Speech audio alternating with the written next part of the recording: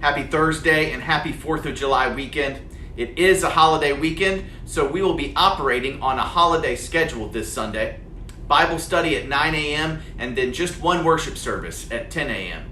Our service will feature great music from our brass quintet, music also from Our Ladies Trio for the 4th of July. We'll celebrate the Lord's Supper together as part of worship, and our message this Sunday will be about where and how we find God's blessing in this world. In the Old Testament, a man named Naaman suffered from leprosy. He wasn't Jewish himself, but luckily there was a Jewish servant in his household who told him how God could cure him from his affliction. Seems pretty straightforward. A man unfamiliar with the customs of the community of God, who's in need of God's blessing, is fortunate enough to have a faithful Jewish servant in his household who helps him.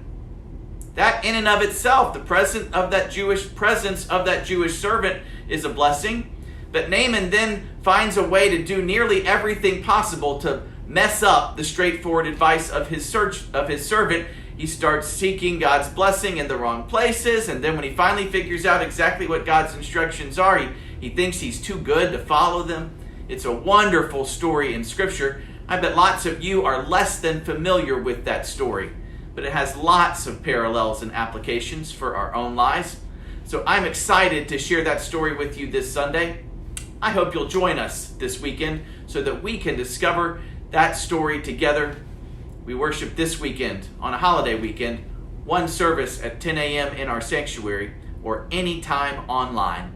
I can't wait to see you then.